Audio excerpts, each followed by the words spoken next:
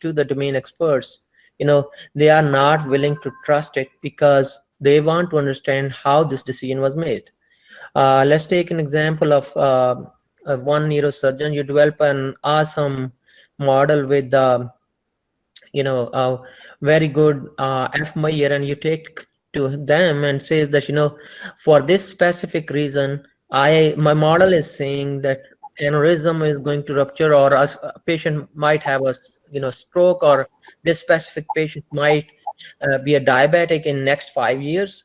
So they are going to appreciate your model, but they will be quite hesitant to use in their practice. So mainly because they really don't understand how this model is working, and on what basis you are saying that this is going to be one of the possible diagnoses. So this is what we are researching, and as Dr. Hamad already said, that uh, our research is supported by NSF. When we particularly talk about sponsorship of NSF, it's a multimedia forensic research that is supported by National Science Foundation. Today we are going to mainly focus on brain aneurysms. I'll explain what is brain aneurysm. So this research is supported by a Brain Aneurysm Foundation, Henry Ford Health System, and somewhat Auckland University as well. So you can look into the more details on my lab URL. If you are interested in any project, or you are interested to find out some paper specific to any of the idea that we are going to discuss today. All right, so these are the research team working with me. These are the people who are working in multimedia forensics and security. Maybe for you, there are some familiar faces. Ali, Dr. Ali is, with me. He's from UET Texla. He was a postdoc. So other than that, I'm not sure anyone else or not. Hafiz Malik is from the University of Michigan, and many of people here think that we both are brothers. Yes, we are cousins since 2015. Before that, we never knew one another, and rest of them are my graduate and undergrad students. Uh, and then for medical image analysis team, of course, we have domain experts, which is related to me. He is, you can say, one of my extended uncle. He is very well known in the community of aneurysms treatment around the globe. So his experience in last 3-4 years has significantly helped me to pursue this area. Next is Sultanian Zadeh. He is a director of medical imaging at Henry Ford Hospital. And earlier I was mentioning there was one remote student from FAST who worked with me. He's currently in Sweden. His name is Shakil. Then we are doing a lot of work in clinical text as well, because relevant to brain aneurysm, we are doing not only image processing, but we are doing other two things, which is clinical text processing and developing a knowledge graph, subarachnoid hemorrhage or intracranial aneurysm. So there are a lot of other students as well. There were 2 PhDs involved in it, and then one postdoc as well. And currently there is a one student from India, Fakhr Alam. He is the one who is mainly focusing on the knowledge graph generation. Wherever the student like Maiden has left it, he picked up from there. Pavel is from School of Mathematics. He also worked with us. Sometimes we take guidance relevant to growth of aneurysms. So mathematicians sometimes provide us a better clues how to proceed it further. Other than that, we are developing a personalized context-aware chatbots as well. Again, this is one of the application of the knowledge-infused learning. So there was a student, Pankaj, who was with me up to last year. And then for knowledge graph generation, again, there are students, even there are 2 students from School of Medicine of our university. They are significantly helping me to get the data, because one of the biggest challenges, the disease that we are focusing does not have any public data set available. So, and we computer science people are not considered as reliable by the hospitals to collect the data. So they specifically asked me only they will allow them School of Medicine's students, and they were quite happy to join this effort as well. So people like Jeremy and Masons are helping us to um, collect the data. Of course, they are also researching it and they are publishing on this as well, but their focus is more on just statistical analysis and collecting the data. And we basically use AI techniques on same data. All right, so let's start about knowledge infused learning. So how many of you have ever heard about knowledge infused learning? If there is anyone who has an idea what is knowledge infused learning, just explain it. If not, certainly I'm going to explain it.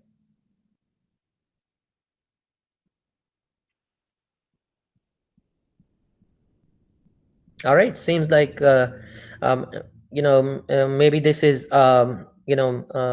new area for some of you, or let me accept another thing as well, that most of the time different researchers are using different words.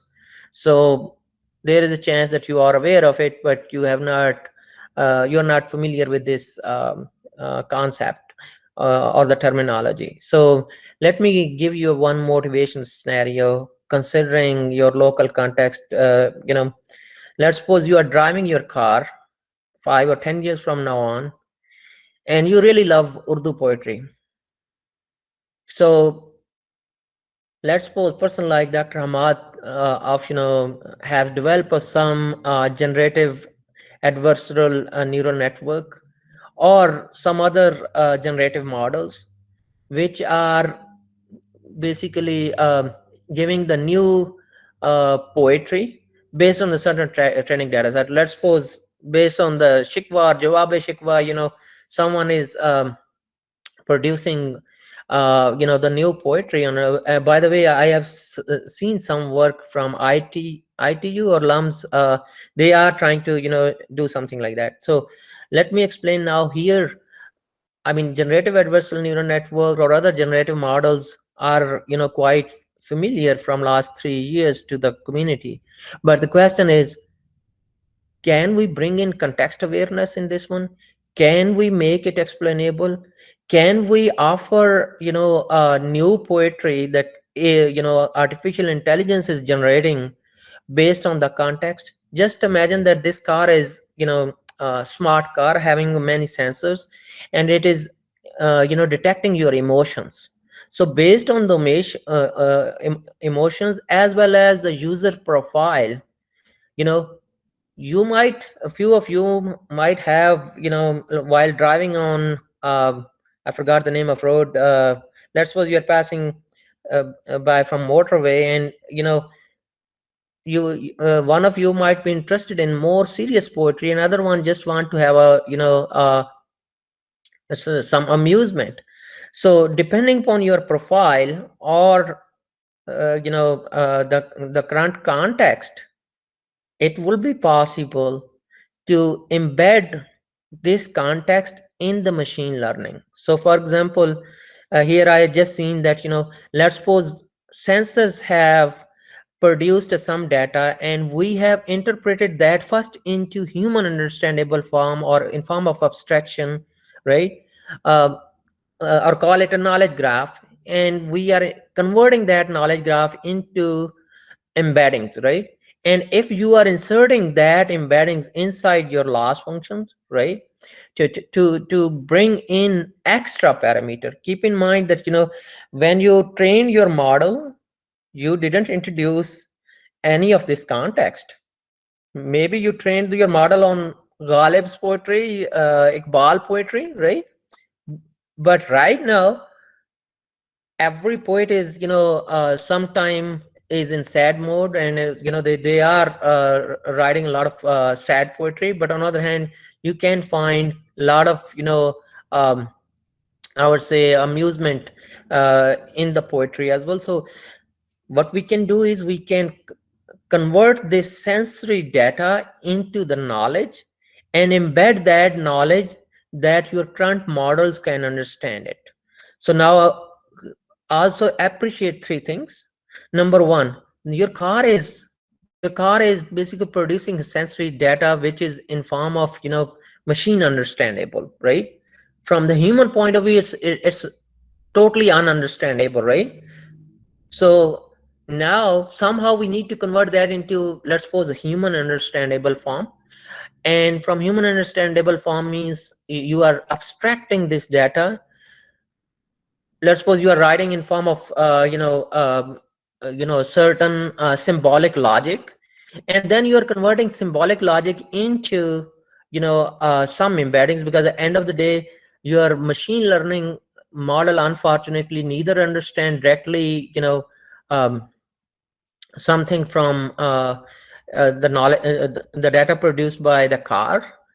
It is possible, but based on our experience it will not be as useful. So first, if we are converting into symbolic logic, and from symbolic logic, if we are converting this into the machine understandable, sorry, ANN understandable, then certainly we can exploit it. And in this way, user is going to have, a very customized poetry. So this is just one example. I haven't personally developed these kind of things, but we are developing similar techniques on uh, chatbots, and those chatbots are specific to the stroke, not quite relevant to the poetry. I just thought of giving this example to get your attention, because many of you, while driving the road, you are looking into these kind of poetry. And depending on your profile, if you are getting poetry that you love it, I think you are going to appreciate such neural network.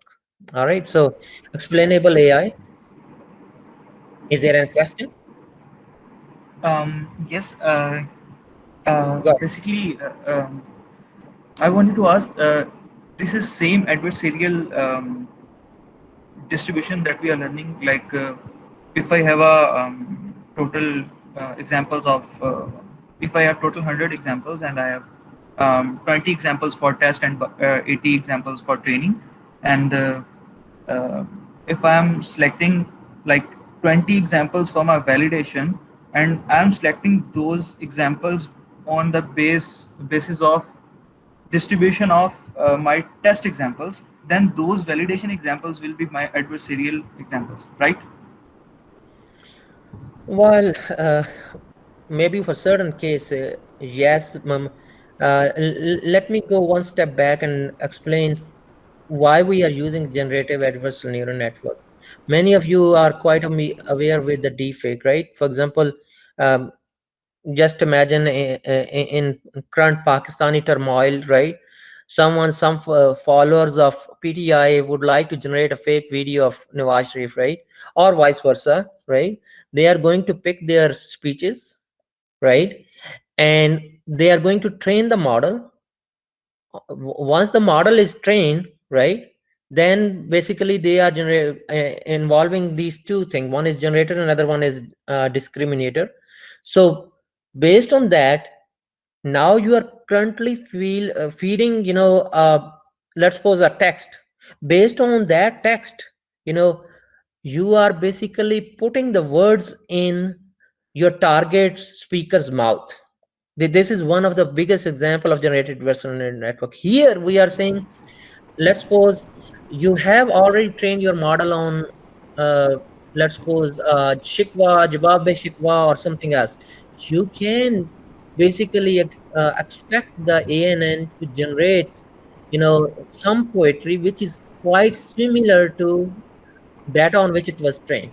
Now question, how much training data set will be there or testing data set will be there?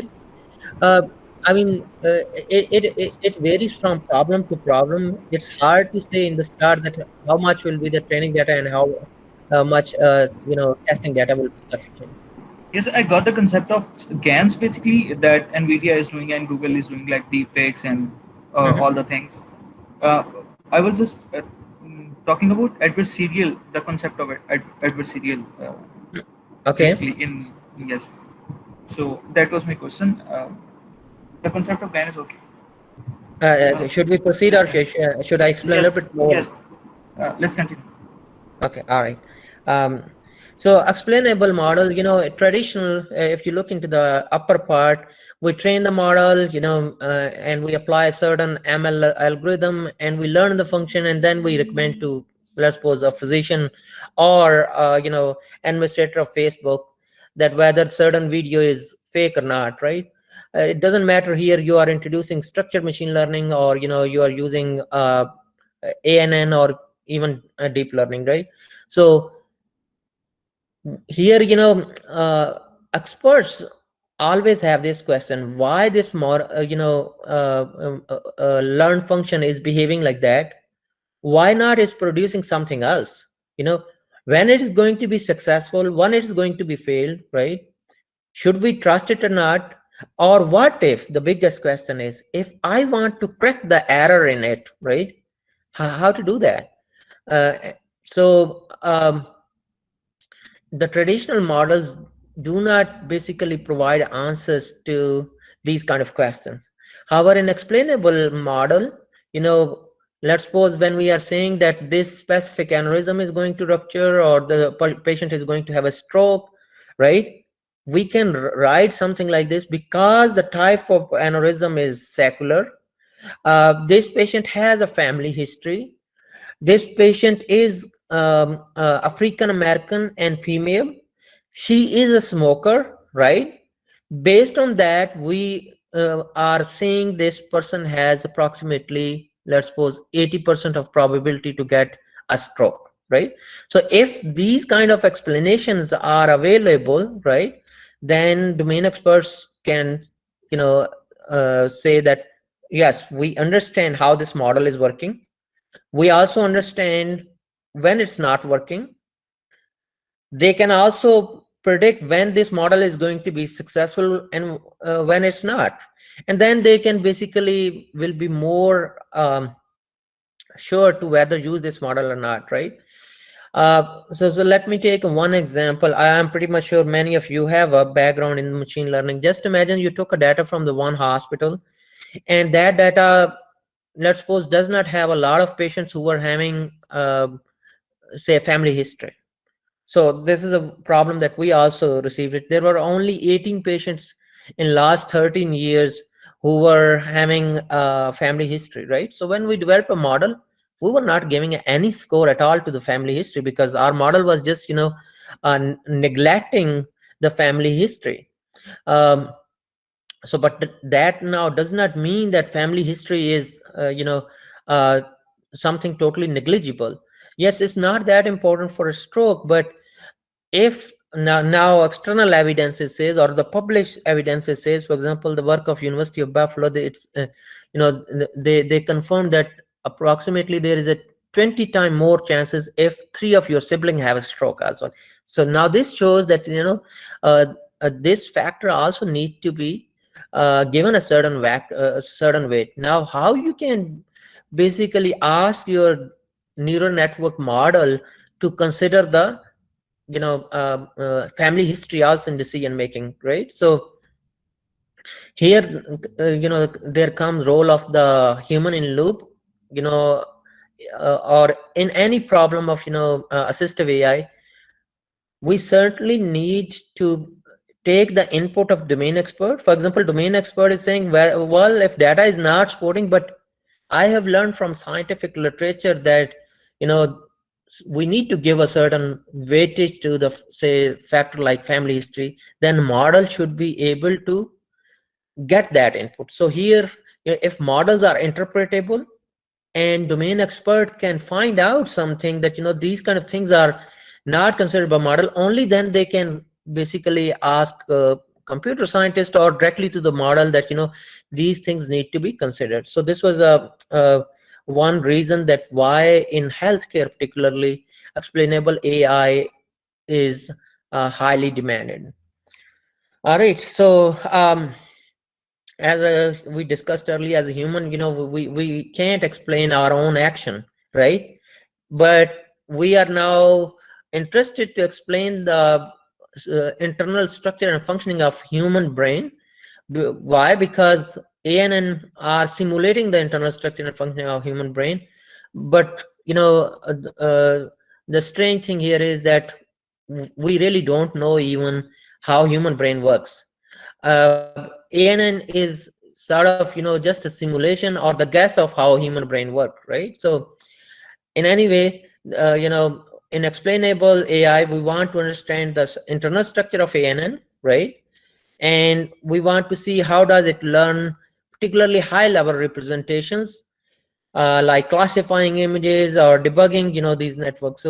Um, so as was stated by, Gregory, that explainable AI is adding new layer of vulgarization. In one says that when we don't really know how human brain works, then why we are trying to interpret artificial neural network, but we don't have any other choice except to convince domain experts. So having all these uncertainty, the challenge is how we can introduce the explainability in ANN. All right, so this is the same example that I discussed earlier, that if you really want a domain expert to consider your model, which in your opinion has a good accuracy and very convincing positive predictive value, if it's not going to explainable, then neurosurgeons or any other physicians will be very hesitant, because end of the day, they say as a joke, we are the one who are going to be sued, not AI currently, right? So they are not willing to take any recommendation from AI until it is explainable. I think this is enough to understand why AI explainability is needed. Now, when we talk about level of explainability, one way of classifying is certain algorithms are directly explainable. For example, they are easy to understand for human, like for humans, such as decision tree, linear model, or rule based model, which are they are loved by the physicians, but we as a computer scientists really want to push towards new avenues such as deep learning. So direct explainability has three levels: simulability, decomposability, and algorithmic transparency. So this is the example of direct explainable algorithms. I'm pretty much sure all of you are well aware of it. If you look into the part A here, this model is using linear regression. So you can see this is simple equation of the line, right? So you can visualize here, if not a say domain expert, but as a computer scientist, we can realize how this model is going to work. Right now, look into the second case, which is a decision tree. This is a model which is not just interpretable for computer scientists, but most of the physicians, as per my experience, they really understand decision tree well as well. So, and then next is KNN. uh, Again, from computer science point of view, it's much explainable than algorithms such as artificial neural networks. Um, if you look into the deep part, if it's using rule-based learner, right?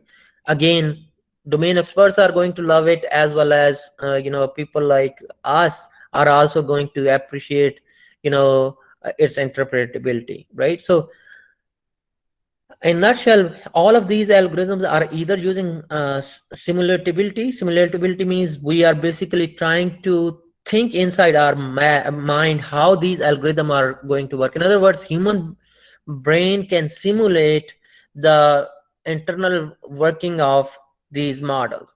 And certain models, such as which is mentioned in part here is additive models, we can use decomposability. Decomposability means if we cannot understand the complete equation, what we can do is we can decompose. It's a traditional divide and conquer approach. For example, we are saying what is f of 1 of x is doing versus f2 of x, right? And then later on we will think of combining the logic of both the functions, right? So this was one example of the decomposability. And last one is algorithmic transparency, which you can see in Bayesian model.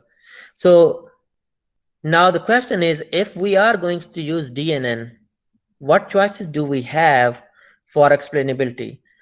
So The second type of explainability is called post hoc and explainability. It means that if you are using black box algorithms such as ANN, we can explain it. So for that post hoc explainability, we have to do, use another algorithm which can help us to uh, visualize few things. So one thing is that, let's suppose there are three ways of doing it: explanation by simplification, feature relevance explanation, and visual explanation. In future slide you will see most of time we were also using these techniques so far, but today we'll talk about some new ways of explainable AI as well that we are currently working on. So we can develop a model agnostic algorithm, and we can convert our an into input such as, say, decision tree, right? If we learn how an is working, is there a way that we can develop certain decision tree and take into the domain experts, or can we develop a rule based algorithm which is simulating the functionality of ANN? So if we are doing that, we can say that we are doing post hoc explainability using model agnostic algorithm or tailored algorithms. But this is not what we are interested in doing today, because the search community is already working on it. We are basically going to discuss, is there a way we can use symbolic AI for an explainable AI? As I said earlier, existing approaches are basically focusing on technical solution. So even if you are able to explain your model, let's suppose in form of the KNN or certain other decomposable one, still domain expert is not going to appreciate it. As a computer scientist, yes, we might appreciate it. So, but what if we use a symbolic AI to bridge the gap between humans and deep learning, right? And this is, I would say, our arching goal for today's talk. So, in order to use the symbolic AI, we can certainly take advantage of the knowledge graphs. Recently, knowledge graphs are getting a lot of attention, particularly since 2014, when Google has developed these knowledge graphs. And many of you who have a background in symbolic AI, they do know that before 2013 or 14, everyone was using the words such as ontology, and all of a sudden, we are bombarded with the new term knowledge graph. Well, knowledge graph is somewhat different people have different way of defining it, but for this talk we are going to say that we have a schema in a knowledge graph which is ontology, and then we are generating facts, and those facts plus schema are making a knowledge graph. So knowledge graph and their underlying semantic technologies could be a modern implementation of symbolic AI, and we would like to use this symbolic AI for explainability in AI. All right. So remember that knowledge graphs are natively developed to be explainable. For example, I am not sure how much background you guys have regarding knowledge graphs, but let me take Wikipedia. Um, so let's suppose I am searching here Imran Khan, right? So now look at the right part of it. Essentially, this structured is coming from this unstructured data on the left side. So this was mainly created knowledge in form of the knowledge graph. For example, you can use here now graph-based language, query language such as Sparkle to write a query that, let's suppose, look here, that in NA95, who was the MNA before Imran Khan? You know, now it is telling you all this information here. He contested from multiple constituencies, and you can look into all these data. So this is one type of knowledge graph. Now, um, why we think knowledge graph are good enough for explainable AI, because as you have seen, this knowledge is human understandable, right? Based on our query, we are getting a response that we can understand it, right? And this knowledge is essentially using idea of triplets. Triplets means we are saying what is the relationship between two concepts. So in other words, our goal is how to explain the connectionist AI, which is ANN, using symbolic AI, and one of the biggest example of symbolic AI is knowledge graph, right? So our goal here is how we can convert input, feature, hidden layer, and computational unit and predict the output of these deep learning model, you know, by mapping into triplets or mapping into entities of knowledge graphs, which are concept and relationship of ontologies, right? So if we are able to do that, then essentially this approach is going to enable, you know, in my opinion, it is going to revolutionize the explainability in AI, mainly because the biggest challenge in explainable AI right now is how to develop a different level of explainability for different people. As per my experience of using a knowledge graph in last 5 6 years, certainly it will answer this question. Uh, Here are the three reasons. Number one, if you look into the literature, people says that a good explainable model should be constructive, which means that a prerequisite for good explanation is that it does not only indicate why is making a decision X, but should also explain why it made decision X rather than decision Y, right? So because of the ability of reasoning in the symbolic AI, knowledge graph will be offering this constructive characteristics. Second important thing is that we would like to develop casual links. Again, the use of knowledge-based formalization, for example, ontologies can allow data to be processed directly in a qualitative way. For example, you can convert zeros and ones or different features which are in form of the vectors into certain class names such as uh, uh, say volume, right? So now volume is basically um, understandable to us, and based on that volume we can write a complete hierarchy as well, that volume is type of a geometrical factor, right? And then we can write a super class of geometrical factors, so on and so forth. So second thing is explanation should be selective, meaning that focusing solely on the main causes of decision making. And knowledge graph will also help to produce selective explanations. And lastly, counterfactual explanation can help user to understand the decision of model as well. Again, due to its ability of the reasoning, we can bring this point as well.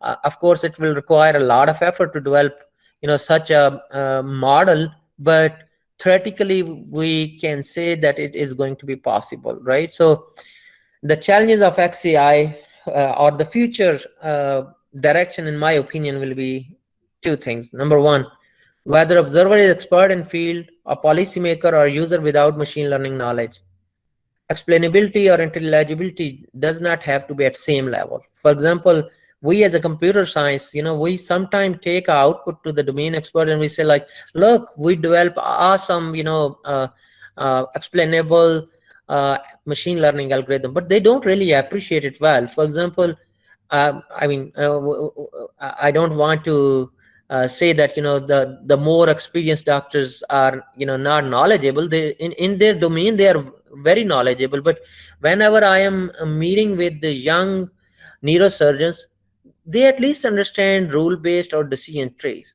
But if you are talking to someone who is 60 or 70-year old, he is very well known in the field, still they don't appreciate. While I was talking to someone near certain, they just say like, the way you have developed this chatbot, is there a way that chatbot can explain in natural language how this ANN is working? Now, from this example, you should understand that different users have different requirement of explainability. So we can say that we need to have these models who have different abstraction level. And again, for this reason, I believe knowledge graphs are going to be quite useful. Um, One thing that we need to do is, maybe this is not as a computer scientist we can do, but maybe some social scientists can help us to develop a objective matrix that what constitute a good explanation for certain specific user. All right, so these are the two things that need to be addressed in future work of explainable AI. All right, so I use the terminology knowledge graph earlier. So as I have shown you example of the DBpedia, which is a one type of the knowledge graph, it was offering you structured domain knowledge in graphical representation. I have shown you in form of info box, but certainly you can see that visualization in any editor where you can see, for example, Imran Khan is a one entity and Pakistan is another entity, and then the relationship is a prime minister of, right? So we can do this representation in form of structure, in graphical form, which is quite useful. For example, now DBpedia is integrated and linking data from different phenomena and different other knowledge sources as well, right? And later on we can offer different type of representation as well. Tons of semantic applications are being developed based on the knowledge graph. One big example is knowledge graph. For example, today you go to the Google and search Hamad Naveed. uh, Not for every single researcher, but there is a chance that for some researcher on right side you will see an info box very similar to how we have seen in the um, Wikipedia. So knowledge graphs basically are enabling Google to understand the meaning of the queries. Even if one user is using one word for something, another user is different, now they can understand. Even now, due to knowledge graph, uh, Google search engine understands the semantics of the imaging as well. So knowledge graphs are going to become more and more popular in future as well. The reasoning which is possible on knowledge graph, that will enable consistency checking, classification, and deductive inference. That's exactly we discussed in last slide, that this is needed for good explainable model. I'm not going into more detail. I hope few of you already know about certain knowledge graphs. The well-known general purpose knowledge graph are DBpedia, Yago, Freebase, ConceptNet, and Wikidata. But there are many others as well. We in our last 5-6 years have mainly used these. And then apart from general purpose knowledge graph, there are various different ontologies and knowledge graph developed for specifically certain domain. For example, if we look into the knowledge graphs, you can look into the SNOMED or UMLS, RxNum. There is one portal I'm pretty much sure Hamad is well aware of, or maybe he has used it, which was developed by NIH, called BioPortal. So BioPortal is basically offering an interface to all of these healthcare ontologies. Currently, we are working on COVID-19, and we have picked 3 ontologies from there. So even within this healthcare domain, you can always classify the ontologies with respect to different domains. For example, we definitely, when we are talking about the COVID, if we are analyzing certain clinical note, we definitely need a more general purpose ontologies such as MADRA, or we also need ontologies such as SNOMED. But on the other hand, there are certain subspecialty ontologies such as a COVID ontology or aneurysm ontologies. Any questions so far?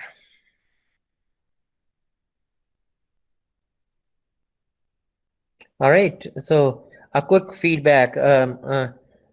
Do you want me to speed up, or the current speed is fine with you guys?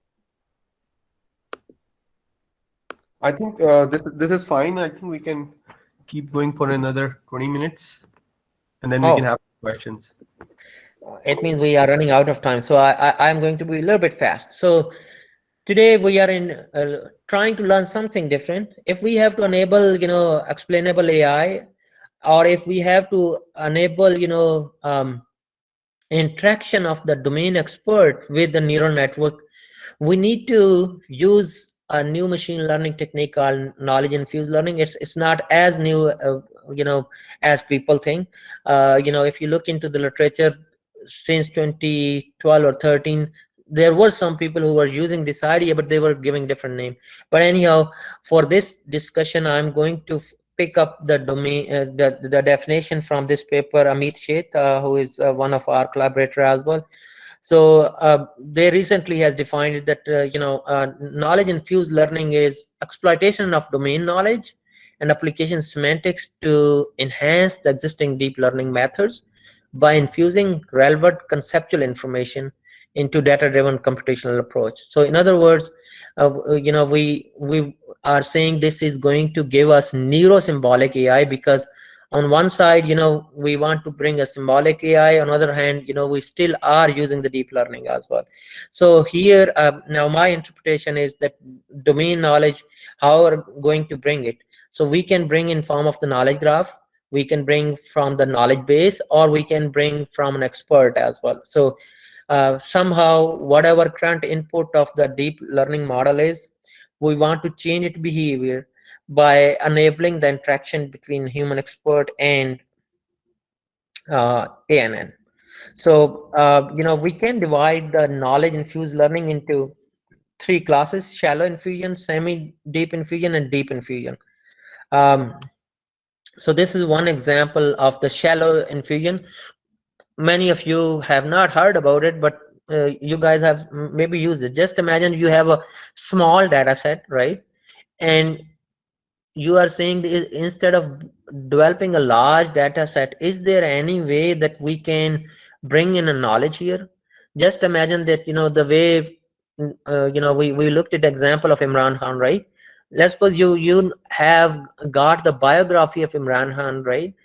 But what if you use a knowledge graph to annotate all the concepts given in your data set, right? So for example, in case of healthcare, you can use ontologies such as Madras, Snowid. All of them are general purpose ontologies to enrich your data set and then train the deep learning model. So here, in other words, this is a way of performing the shallow knowledge infusion, that you enrich your data set using some knowledge graph. Now, many of you will understand now that shell infusion is not something new, although people are defining in 2019. But look into this specific case. Are not we somehow using shell infusion in form of the enriched word embeddings? I mean, there is a word embedding, but just imagine that if we are enriching the word embedding, we are using the knowledge, right? For example, the knowledge text from domain and semantic lexicon is coming, right? And we are enriching to have a learning that is leveraging the relational information in semantic lexicon, right? So we can say shell infusion is not something totally new. Even if you look into the current era of deep neural language models such as BERT or GPT-2, or I haven't studied GPT-3 in detail, although there is a lot of you know interest on that side. So they are also using the shallow infusion, because we are bringing the diff extra knowledge on the top of training data set. Even let's suppose many of you have used the glove, right? So you can use some sort of enhanced glove or enrich glove if you are bringing the knowledge from knowledge graphs. The second type of this semi-deep infusion that can help us to bring the input of domain expert or the knowledge graph into the deep learning is semi-deep infusion. So here what we are doing is take the knowledge of the domain expert and embed this in form of attention to the deep learning model, right? So then you get a tacit knowledge, and then you can verify based on the similarity or the verification that whether model is giving you better input before introducing attention or not. So again, if you look into the literature, yes, it look that this is something totally new, but somehow if you look into the method, all of these matter. I'm going to take a example only of knowledge based models here. Currently in 2017 we have started somehow exploiting the knowledge, even LSTM as well. For each LSTM cell, we are augmenting with the knowledge module, right, which is triggered based on the attention probability. So in 2018, we saw one paper that was using the GANs as well. And in the start of our discussion, we also talked about knowledge based GAN. Of course, all of these papers are still talking about the main idea.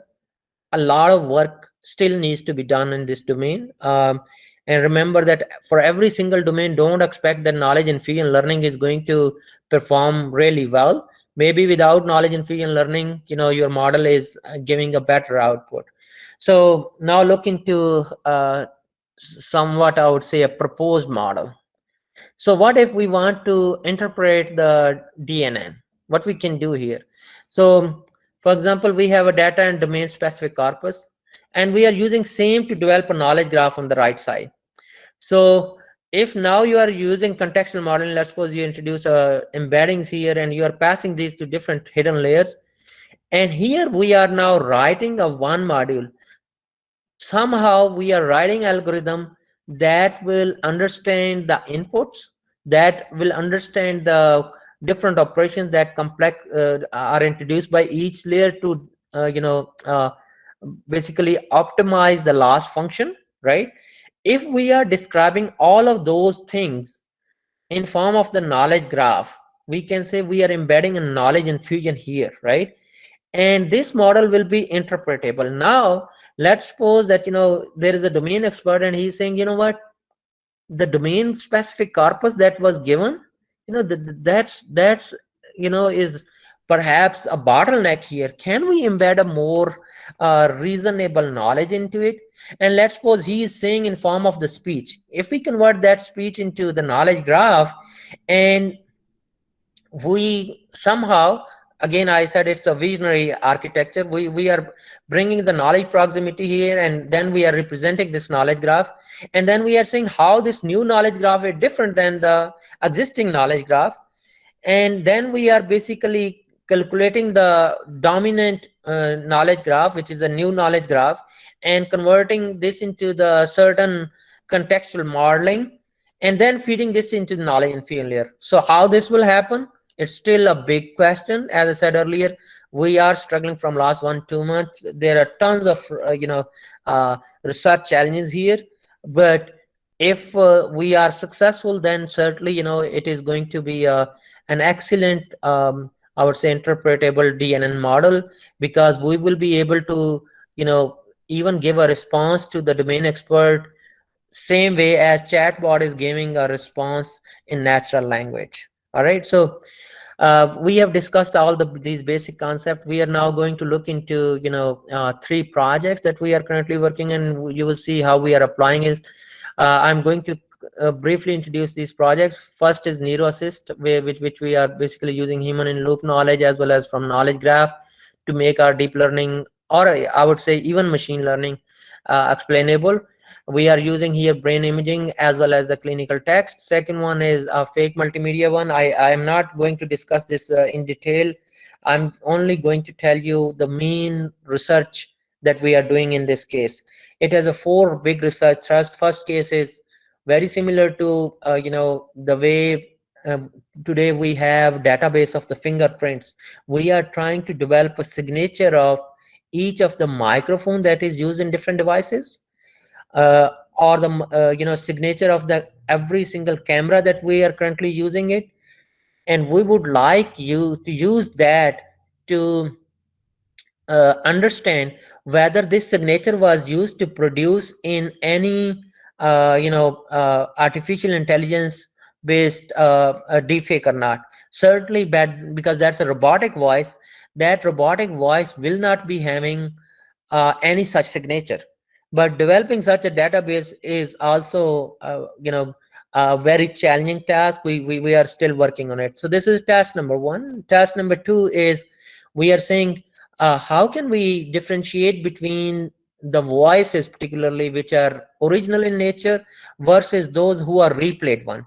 Replayed means you have recorded someone voice and playing it back, you know. And particularly we try to use this in Internet of Things. For example, you know, let's suppose you have connected two Alexa devices, and uh, if you say something on one device, it is going to pass that to the next device, and in a chain of these IoT devices, same voice is going to be replayed.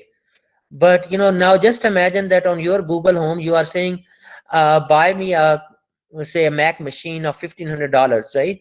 So just imagine that, you know, if someone has recorded your voice or someone has replayed your recorded voice on these devices, and still, you know, Amazon is going to accept that order as valid. So there is a lot of work needs to be done to differentiate between you know, original voices were versus manipulated. And when we talk about manipulated, it could be manual, such as just recording and replaying someone's voice, or it could be use of AI to generate clone audios as well, right? And so second thing is we are also trying to extend our work of audio forensics in deepfake detection as well, because currently, you know, most of the researchers are focusing only on visual cues, and we are saying no. It's important to also look into the audio aspect of you know, deepfake as well. So this is a second research thrust that we are trying to cover. Third thing that we are trying to do is we are trying to we are you know, very slow on this task. Even when I was writing NSF report, I just wrote that we haven't started work on it. We are using game theory to basically simulate you know, defender and you know, attackers to explain basically deepfake detection. And the last one is we are basically developing a lot of different data sets, because these data sets don't exist right now on our website. You can find some of those data set. And then we are developing various web sources where people will be able to, you know, test their algorithm, what is the efficiency of their algorithm. So this is going to be one platform that we are planning to do in next 3 to 4 years. uh, some of the, you know, new context that we have brought in this project is relevant to pandemic. So many of you will be thinking, what is the relationship of pandemic with audio and video forensics?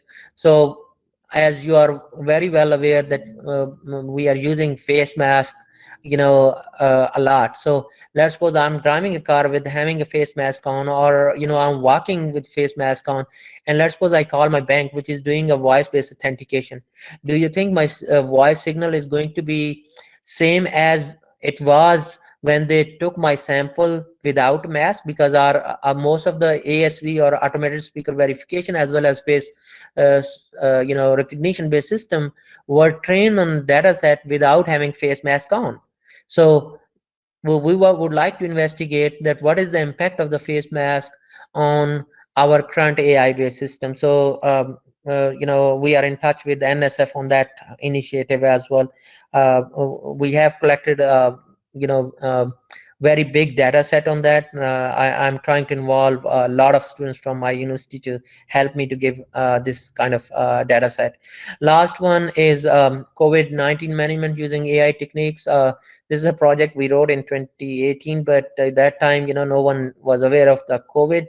This was about the infectious disease. We use various different AI as well as cyber physical technologies. This was a proposal. It was written to Saudi Arabia, and as we know, you know, uh, our Muslim community is, you know, always you know, very slow in executing the projects. It was submitted in 2018, but when COVID came, that time it got approved. So we currently are working on it. Most of the tasks that here are relevant to the knowledge graph generation, again using text and imaging, same as in NeuroAssist. But you know, one of my collaborators is also designing some chips which will help us to understand whether virus is transmitted from animals to humans. But here we are not taking a COVID cases, because we cannot design, you know, bats chips for to place nearby bats. So we are just trying to simulate a idea of SARS that exactly was written in 2018. Uh, so what we are saying is that, if in the farm of the camels, if certain number of the camels are having temperature which does not look normal, and many other characteristics, based on that we are basically saying, is there any chances of infection spreading here or not, and then we are converting that sensory knowledge again into the to do the knowledge graphs, and then we are basically interpreting that in human understandable life. So this was a quick overview of the three current funded project. um, so I'm going to only talk about the Neuro Assist, which is voice driven clinical decision support for prediction of subarachnoid hemorrhage. First of all, as I said earlier, we are used the knowledge graph for many ways. One of them was to interpret, the output of artificial neural network. We also use knowledge graph for text processing. We use knowledge graph for chatbot development as well. So this is the first task. Then is text analytics. For text analytics, we are using both knowledge graph and machine learning. The knowledge graph that we develop ourselves, as well as some of the ontologies from BioPortal. Then we are doing medical image processing. Earlier our work was not using infused DNA, but currently we are doing it. And even in this project, we are trying to bring in lesson learned from our NSF project, that let's suppose if instead of a neurosurgeon who is authorized to use this chatbot, if someone else is asking some private information of the patient, Google home, or Alexa should be able to say that this is not a neurosurgeon who is authorized to ask these kind of questions. All right, so Hamad, how much time do we have more? We can go on for another 8-9 minutes. Only 8-9 minutes. I'm going to explain first what is aneurysm. So basically, aneurysm is a swelling of our brain artery, and in our brain there are many different arteries. So if one of our artery is swollen, there is a probability it might rupture.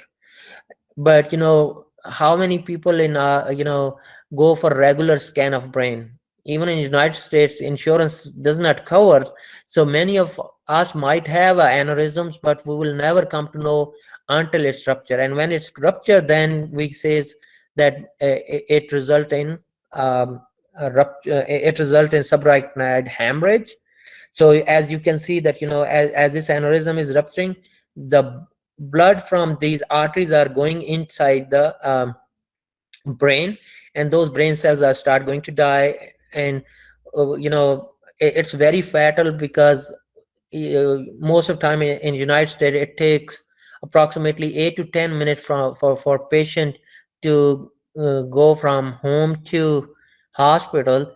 Even if within 10 minutes patient is in the ICU, 66% is a chance that even if his life is saved, he is going to get some neurological deficit. Right now there are a lot of clinical challenge for this as well. Number one,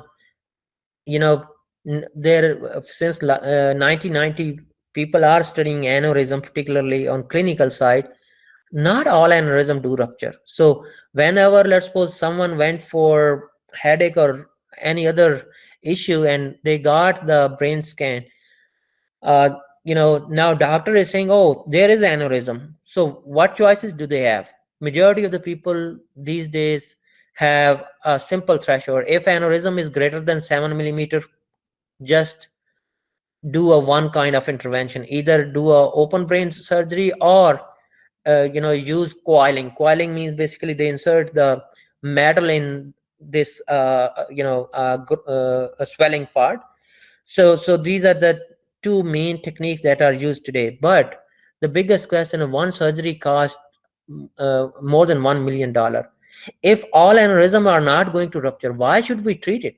Well, people are treating it, but study says that, majority of aneurysm don't rupture for the lifetime of the people. And there are various different characteristic of aneurysms in different population. So there is a need that, we should develop some system which can give us some reliable way of predicting whether this aneurysm is going to rupture or not, right? For example, uh, now our analysis is totally different. We have seen that even tiny aneurysm at certain locations are rupturing, while people are on one side is saying no, aneurysm greater than 7 millimeters should be treated only. But we have seen some aneurysms which are approximately 20 millimeter in certain location of brain, they are not rupturing. So this shows that, the current way of treating is not reliable. Certainly we need to, as a computer scientist, think of how we can solve this problem. So um, so the challenge that we have realized is aneurysm is small or even tiny sizes are not going to rupture at some location. The aneurysm is small size and different shape have different risk of rupture, right? So it means characteristic of shape should also be considered. Then the aneurysm with identical size at two different arteries are going to behave totally different, right? So these are the very generic thing, and there are tons of other features that we have analyzed it, and we found out that, some of the risk factor that community think are very important. Well, our AI algorithms are saying same thing. For example, smoking. Those people who smoke, they have more chance of rupture. you know uh, we also confirm from the data of last 20-30 years, but there are many things that, which other research community thinks, but our algorithms are, saying otherwise. So in medical imaging, we are using two different kind of imaging. One is digital subtraction angiography, which is basically, you can say, an angiography which uses X-ray on the back end. So what we do in this type of angiography is that we inject a dye in patients, and when it goes to the brain, we then take X-rays, and then, we get an image as you can see here on the left side. On the other hand, lately, due to advancement in medical imaging, now a much um, economical and less interventionist method such as MRA has been introduced as well. So here there is no need of the dye, but still remember, DSA has a disadvantage. You have to insert a dye in the blood. It has some disadvantage. Sometimes dye may cause various issues, but still it's a standard method when doctors are not unsure of the result from the from MRA or third modality called CTA. They still mainly rely on digital subtraction angiography. So in our study, we first pick DSA and we did analysis of it. So the challenges that we have is no public data set is there. These angiograms are very noisy, picked at different medical facilities. We have, for example, seen some of the images from Pakistan. We have seen images from Egypt and United States. Within United States, you also will see a lot of variation in the quality of images. Then we basically try to automate the extraction of the vessels of brain, and then pick where are those aneurysms, right? uh, then we detected, remember, we have a lot of limitation in our work. We are only focusing on cellular aneurysm that rupture a lot. We currently are not focusing on the fusiform. This is again work that maybe few of you can also consider it. uh, Majority of the people in aneurysms, from the computer science background, has started working since 2010, but everyone is focusing on one aspect only, to detect aneurysm. I had opportunity to meet with a couple of Israeli companies last year, not last year, even this year, in February. So they are trying to develop a product which are basically assisting neurosurgeons to say, oh, here is aneurysm, here is not. They have a sequence of images. Sometimes one study has 150 frames, and they are rotating it in three-dimensional way and pointing out, here is aneurysm, here is aneurysm, because sometimes small aneurysms cannot be seen on it. We are not interested in that. Why? Because the and of course this is a some problem that detection is challenging, but we are saying once aneurysm is detected, right? And let's say experienced doctor who looked into imaging or radiologist, they found it. How to basically predict whether it's going to rupture or not? But yes, before doing a prediction, we should have very reliable way of detecting it. So we detect it, and then we use various different anatomical geometrical features to predict whether this aneurysm is going to rupture or not, right?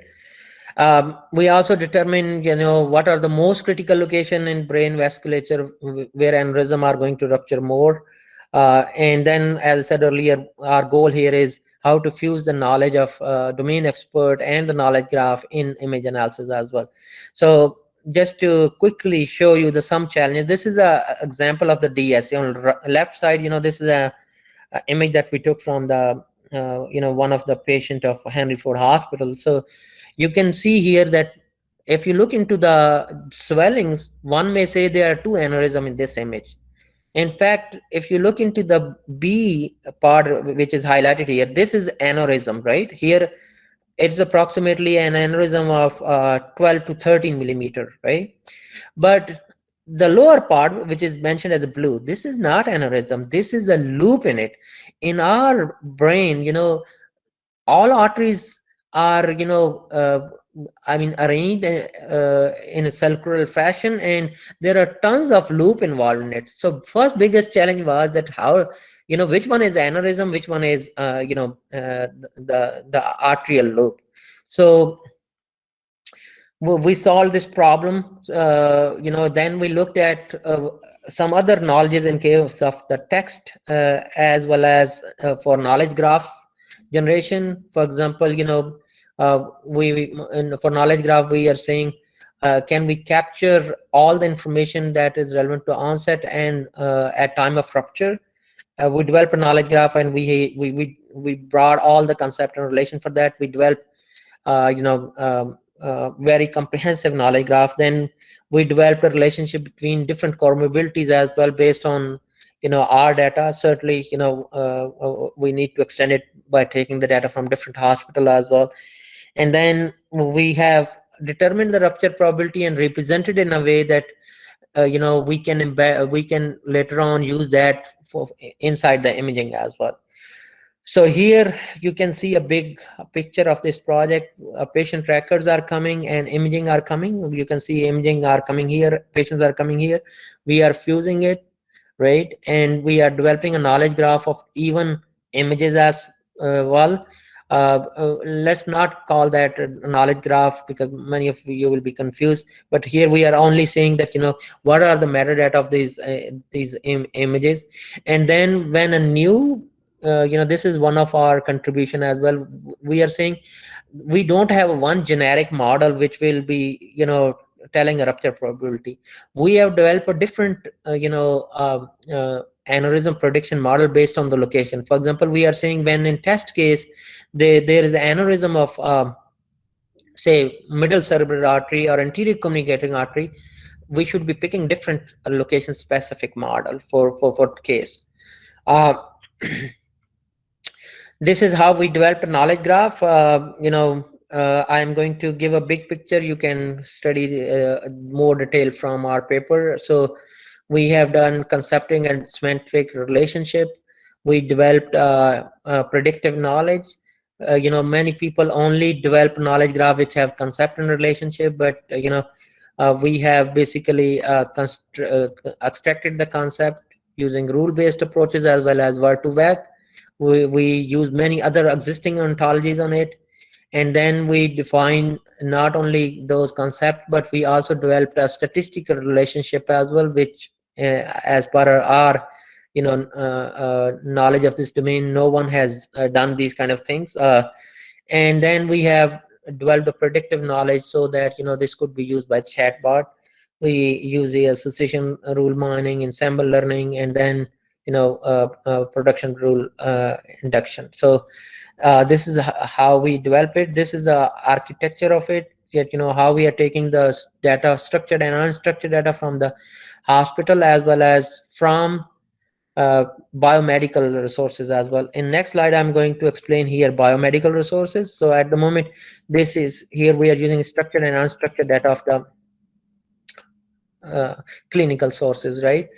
And as you can see here, this is also one of our contribution, that when we are developing a knowledge graph, we take the input from many of the existing uh, generic medical domain knowledge graph, as well as aneurysm specific one.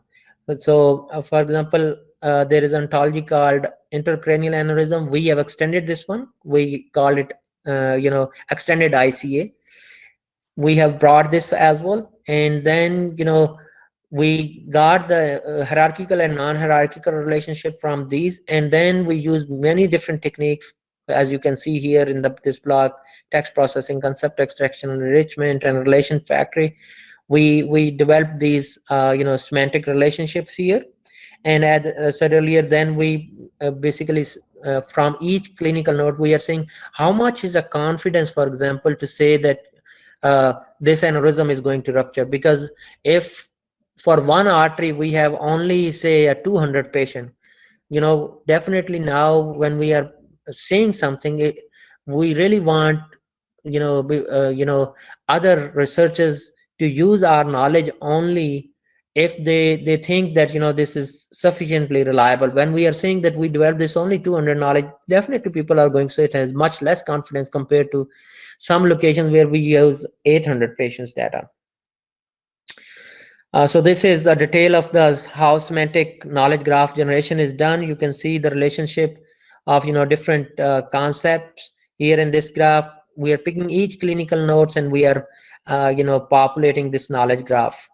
As I said earlier, we also use various different machine learning techniques to process the published paper on the PubMed specific to aneurysms, and we use basically first of all data pre-processing. Then we introduce something called quality recognition. We are saying every published paper is not a reliable, and I hope all of you agree, the study published in Nature is not going to equivalent to paper published in say one University of Pakistan, locally in their journal, right? So because there is a ton of trash published in different sources, so we developed a one quality recognition model here first, and we were only saying we should pick the evidences from those model which are has certain level of reliability. So then we do a pico identification. Pico means that we are dividing every single sentence in the paper,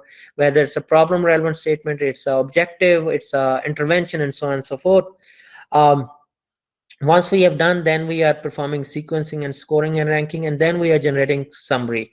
And then we are saying, what, in the clinical notes, for example, we says what is the impact of, let's suppose, family history. So we are picking the external evidence here and inserting in this knowledge graph that was coming from the clinical source. As I said earlier, we don't have enough data relevant to patients who are having a family history, but we picked the paper which was saying that, and we brought that and now added into this knowledge graph. So this is how we are doing. This is a pure text processing module.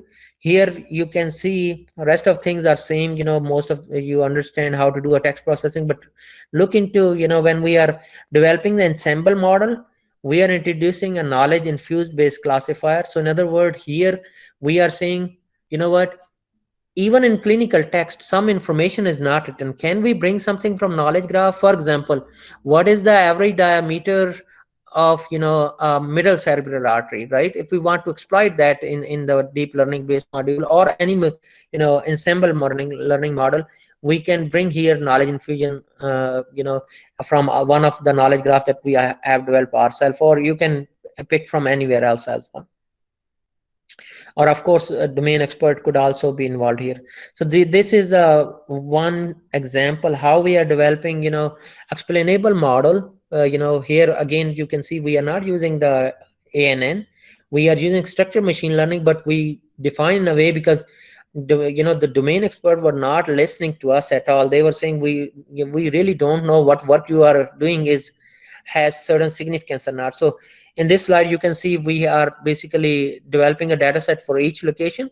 Now there was a one challenge.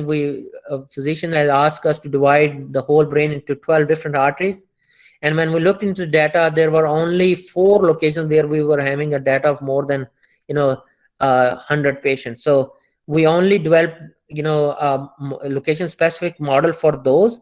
And for rest of it, we develop a global model that, rest of all locations are going to be combined. And what we did is that, whenever we are answering it, we are saying if we can answer based on the location specific model, okay, do it. Otherwise, go to the default mode where you are using this global model where data of all locations is there. Based on that, perform the rupture prediction. I hope from this slide you can appreciate that how we can train various different models with respect to different characteristics of specific part of the organ. These are the sum of the results. I'll share this slide with Dr. Hamad, so you can look into these yourself as well. So again, look into one way of looking at the importance. So we did a feature importance that also has helped us to convince the domain expert. We took that for each location we are having these kind of features which we believe are mainly used in assets. Now this is a way of interpreting it. When we did the feature importance and explained it to the domain expert, then they basically listened us that yes, this explainability is certainly required, and now we can understand how your method is explaining. And then they also asked us to do something that we believe is very important, but they thought no, you just pick up this thing, but we can really not interpret clinically that this feature is important or not. It means we have to study it, or whether we have to refute what you are saying. One example here is that uh, we said that here diplopia is very important, right? So diplopia is basically a case when patients basically have an aneurysm on an artery which is coming from brain to our eyes, right? And they basically are unable to see because aneurysm is growing there. This aneurysm is not rupturing, but doctor have to make a decision. So now they were saying it's because we are just looking at it whether doctor ultimately has labeled this as ruptured or not, or treated or not, right? Because they are always treating this one. We thought this is an important feature, or our model is saying it's important feature, but they said, look, we didn't treat it because it's going to rupture. We just treated it because a patient eyesight is losing, right? So basically you don't take this as a important feature for rupture. So now when we explain these kind of things, then they are now understanding it, and we are also understanding their logic well as well. I hope from this slide you can also understand why explainability is needed in healthcare. These are all the features that we have extracted from text, and now this is what we develop, and we believe this is going to be very important for this domain. We published one paper in World Neurosurgery 2 weeks ago. Here we did a one contribution, but keep in mind when you are jumping into someone else's domain, it's very important that you convince them, or bring them on same page. For example, we develop a score. We were saying there is a need to develop a score which will tell how critical is the aneurysm, because there doesn't exist something like that. There was once a European score called phases score, and we use based on machine learning. We got a lot of questions. Who are you as a computer scientist to teach us how critical is this aneurysms? But when we started adding name of the domain expert, then people were trusting us more. So I'm not saying that people were not just trusting machine learning here, but still the community wants someone to accept this idea who is a domain expert. So Here we are categorizing every aneurysm from score of 1 to 10, based on various different characteristics such as location, size, age, whether patient is male, female, or what are the other risk factors. So this is just one example. So this is how our knowledge base look like, and even after that we involve a domain expert to do intervention. So this is a image analysis, structured image analysis. We are doing image processing, segmentation, and then ROI classification. So on the right part here, you can see we are first detecting aneurysm. We have tried various different features in this model. You can see that for example, GLCM or Harlech features are really working well. But later on we tried various other shape-based, not shape-based, essentially you can say more of geometrical features for even detection as well. And then we are doing this quantification. This quantification is an interesting part in a sense, because this is where we are involving machine learning as well as various image processing techniques to find the feature, because we want to see, like, okay, what is the volume of, say, aneurysms, what is the diameter of aneurysm, right? Based on that we are developing various different uh, ratios, and we are using those to develop a score called BASH score, which will be used to determine likelihood of aneurysm rupture based on only imaging. So these are the, I think these slides will help you to quickly understand that, uh, initially how noisy was the image, but when we apply dimensionality reduction and global thresholding, we were able to remove somewhat noise. Then we did arithmetic upscaling, median smoothing, and other, pre processing techniques such as binary threshold math. Ultimately, you can see when we applied iterative meaning, iterative intermeans and binary thresholding, our image was totally noiseless. And then we applied watershed transformation and distance transformation. As I said earlier, here we are not using a deep learning at the moment.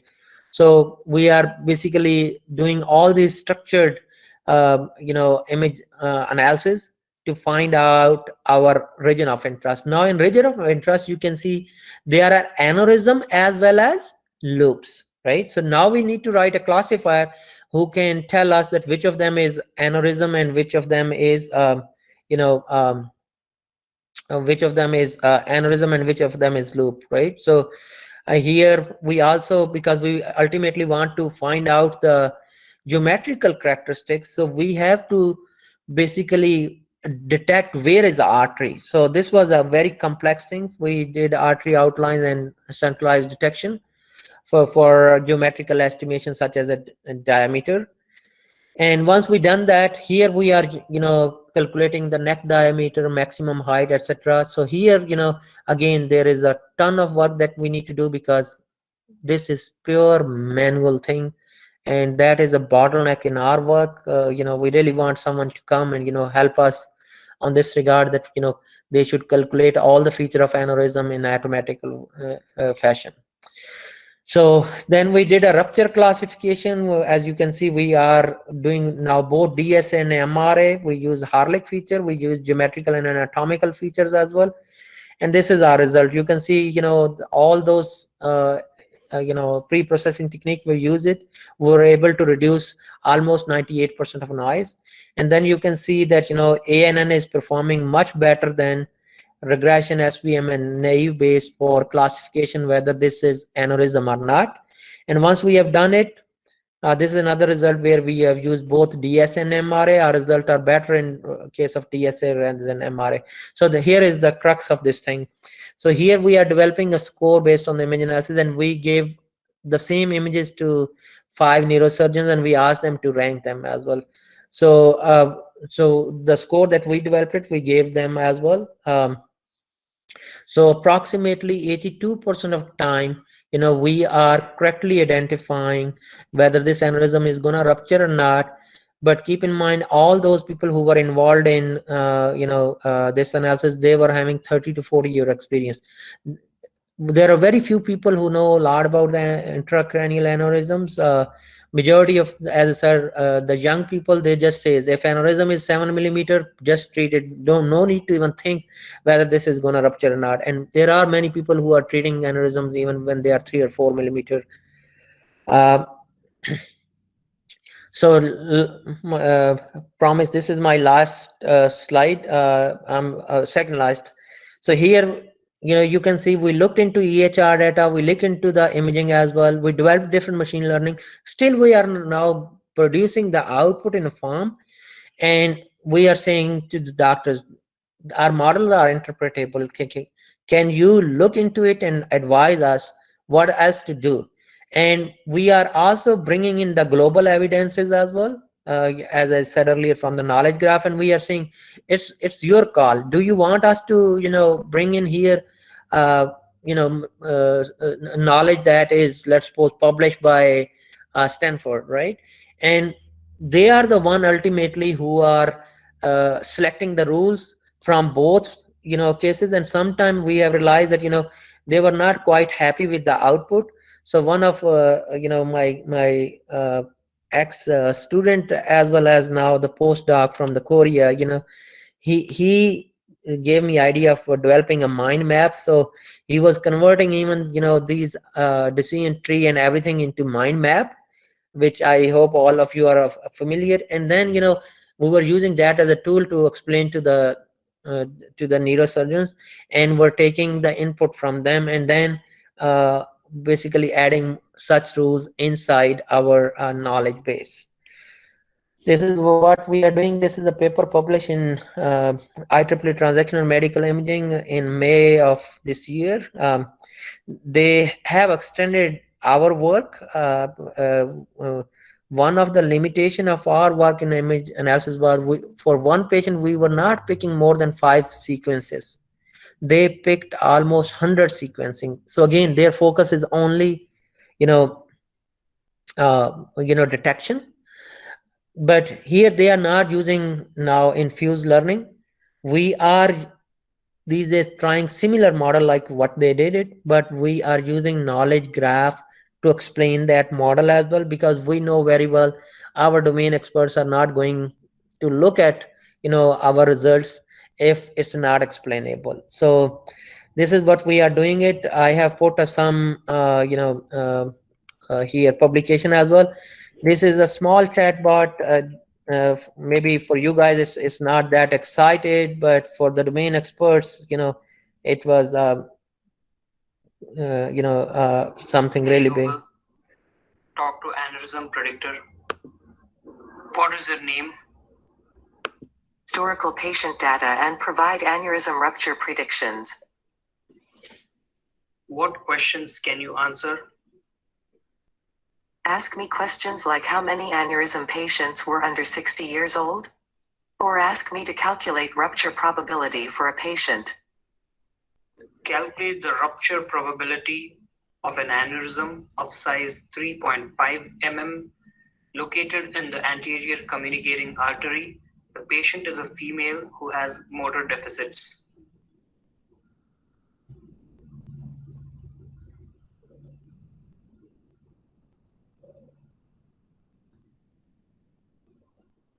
The rupture probability for this case would be close to 89.7%. Is there anything else I can help you with? How many patients were? All right, students, I think this gives you a big picture. You can look in more into these for some published result. Due to lack of time, I was unable to put all of the paper. Before I send the slides to Dr. Ahmad, I'll be adding some other papers as well. And here I have added only my own paper. I will be adding some more papers as well, that if in case you guys are interested in this domain or overall the aspect of AI that we are looking at it, you can learn more about these aspects. So now it's time for questions. I'm sorry I'm a little bit late in finishing up this stuff, but I believe still we have a time. This was very fascinating. Thank you so much, Khalid. So first of all the MS students, if you have any questions, please speak up right now. You can open your mic one by one and please ask questions. So for the MS students.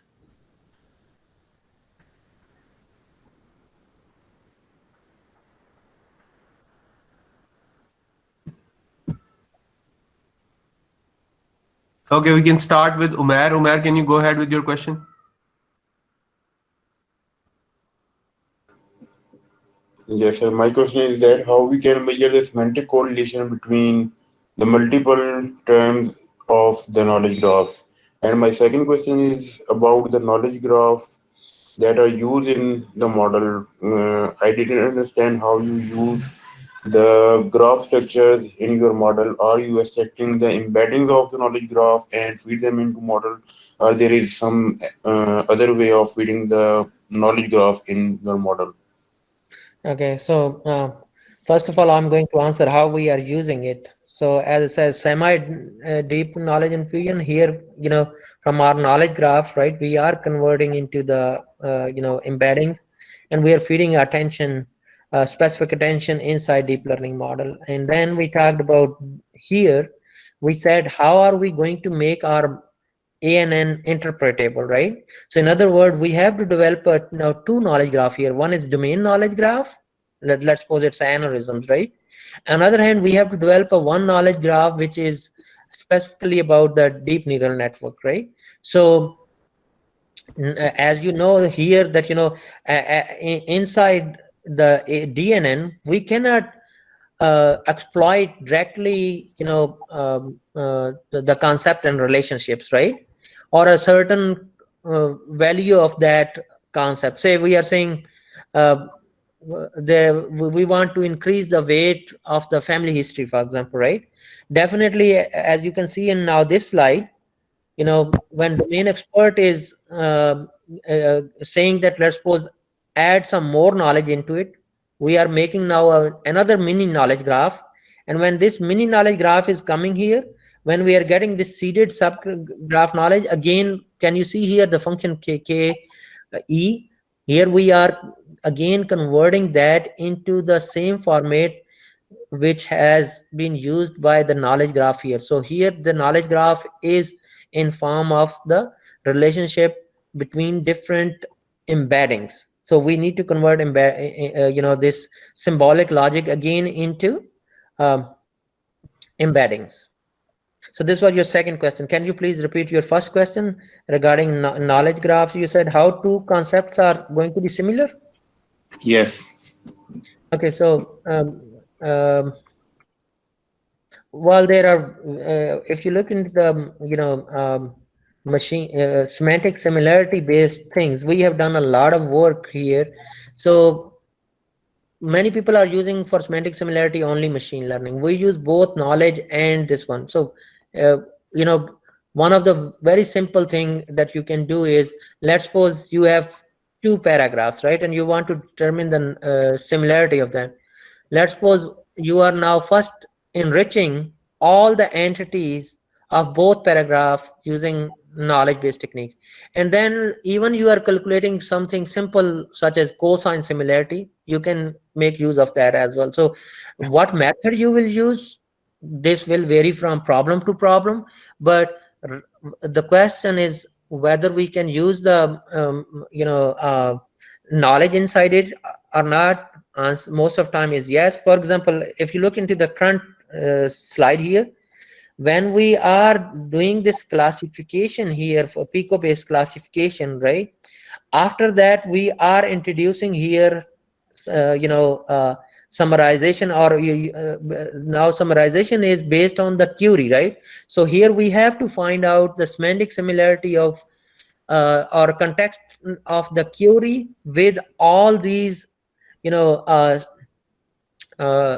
paragraph that we have extracted from different papers, right? So when we are calculating the summary from, let's suppose, multiple paper, we tried many different semantic similarity techniques.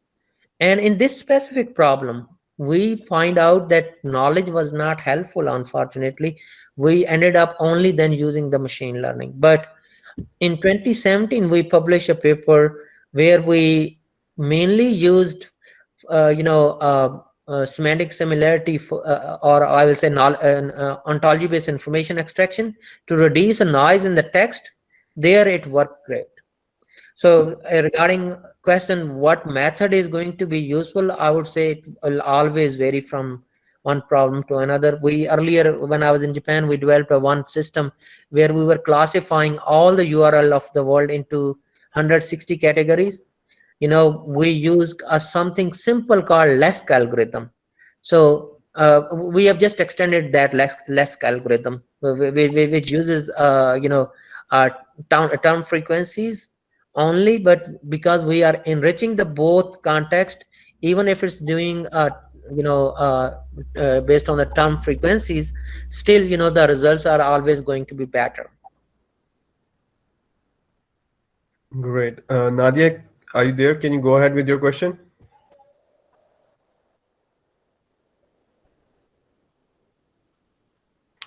Okay. Mm, yes, sir. Sir, I'm interested in NLP part of your model as where you trained and enrich the model by using different sorts like ontologies, UMLs, Medra, and Bioportal, and others. But my question is that how we disambiguate the terms as when we use these biomedical sources, because some clinical terms and biomedical that same term is differently defined in biomedical literature and for clinical literature, and then how we disambiguate these terms uh, while we're using different sources to enrich our model. And also want to have your recommendation for which source is more reliable if we are if we enriching our model for embeddings for semantic learning or conceptual learning. The Next is last that. part is so please go ahead.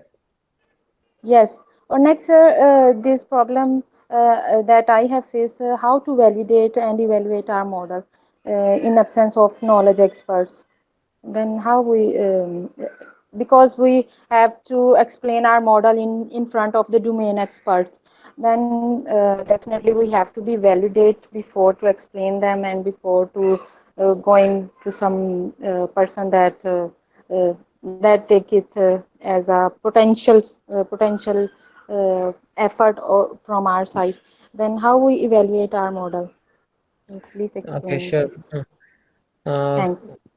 Very good question. First of all, your question was relevant to word sense disambiguation. Keep in mind that it's an NP hard problem. uh, mm, I mean, now I'm not just replying based on this work. We have worked on word sense disambiguation in different domain.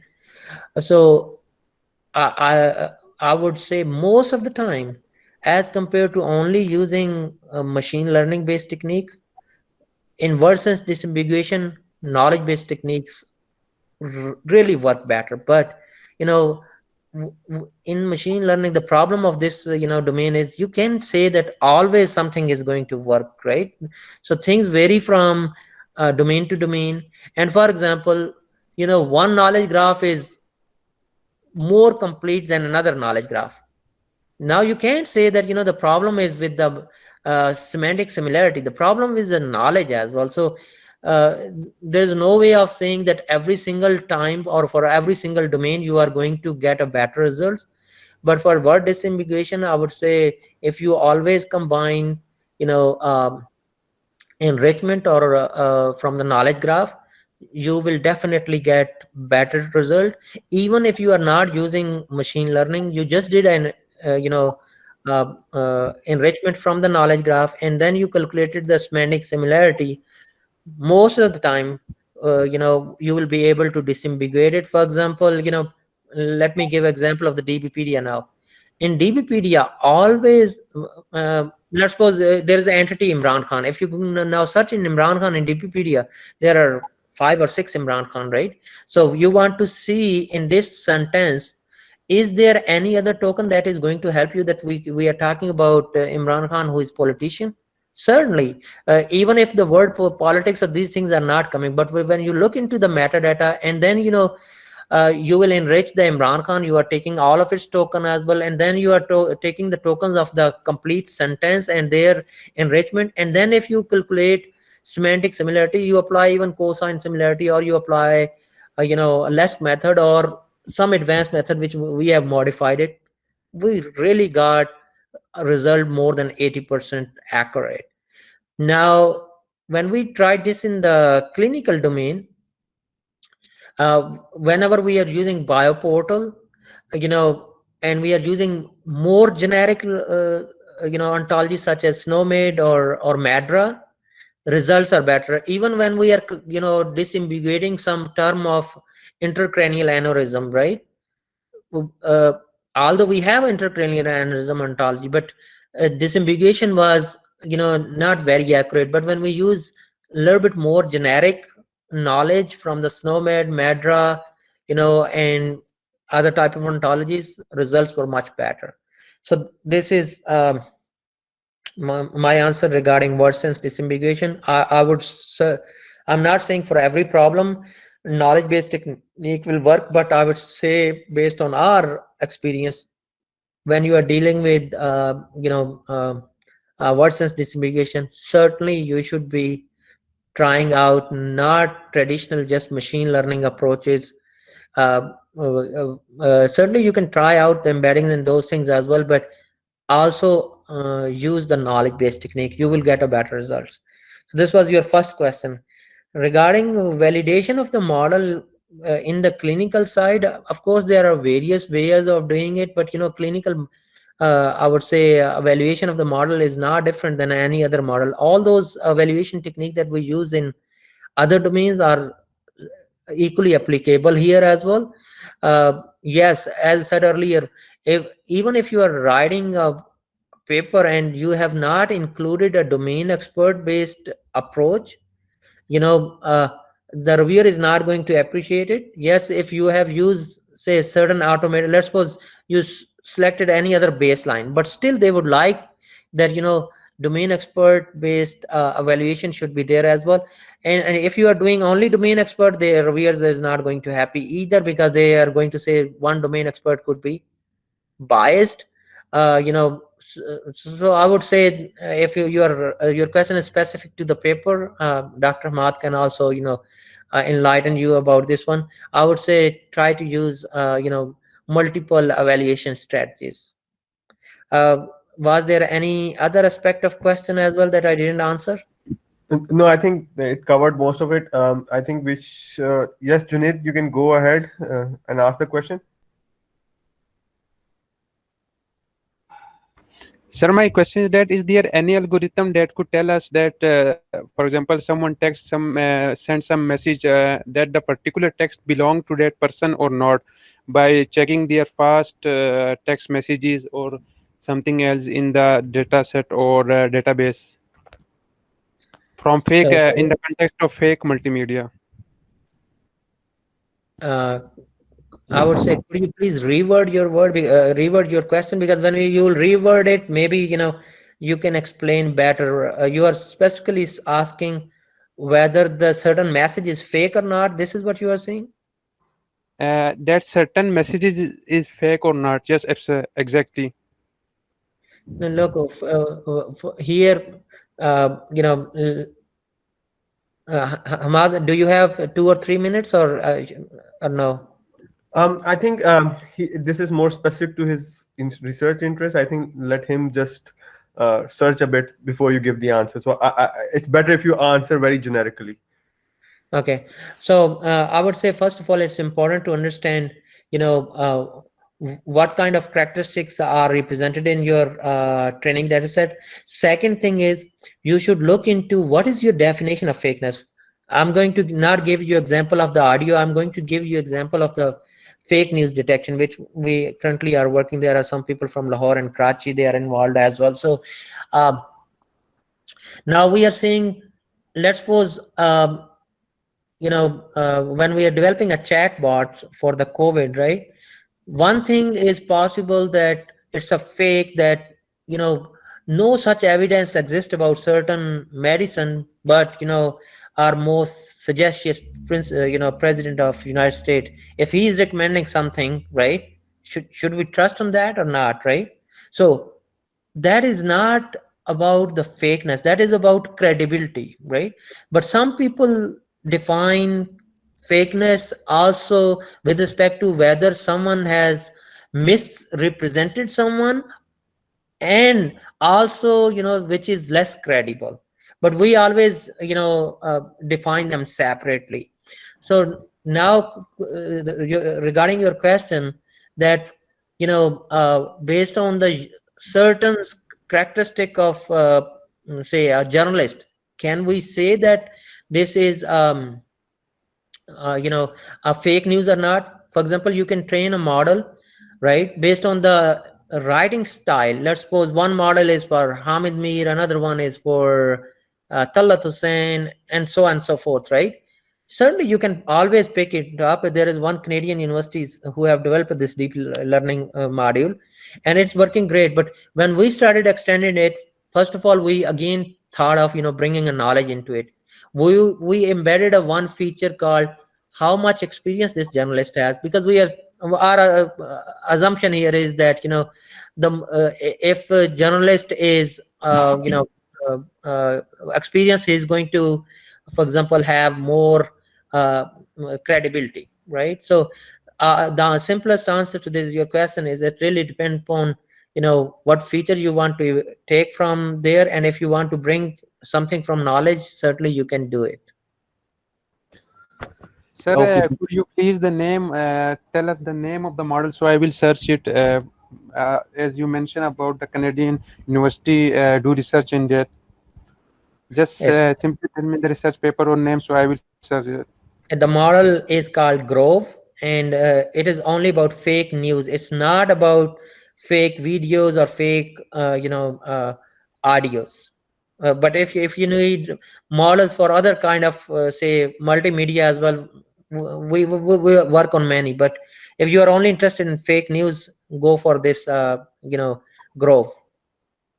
And I can send you a you can email me. Let's suppose if you cannot find the uh, source code of it, I can give you the GitHub link. Okay, sir. Thank you. Thank you. Yeah. Okay, great. I wish we could keep on going. We have a few more questions, but I think in the interest of time, we're already 20 minutes above time. I would like to thank Dr. Khalid Mahmood Malik for sparing his time. And I would thank all the participants who participated. I hope you got something out of it. And the assignment is coming up soon, so be ready for that. Dr. Khalid, thank you so much. It was a pleasure talking to you. Inshallah, we'll catch up again. Sure. Thanks for having me. And if any of your student or yourself have any other questions, just email me. My email, I'm just going to type it here. I'm not sure whether earlier I mentioned somewhere or not. This is my email. If any one of you have a question, please let me know. Great. Again, thank you, Dr. Maad, for having me. Inshallah, I'll be talking to you guys soon in future. If you want something relevant to the fake multimedia, today it was not possible to speak about every single project. Yeah. Okay, And as I great. said earlier, if some of your students are interested in any of these three projects, let me know. Specifically for COVID, they can directly work with this Saudi university as well. They are offering some remote position that I already shared with you. Right. Okay, that was great. Inshallah, we'll be in touch with you. And I hope the students were listening. Thank you so much for your time. And inshallah, we'll be in touch. Okay, that's all for today. And I'll see you guys tomorrow in class. Allah Hafiz. Allah Hafiz. Assalamu alaikum.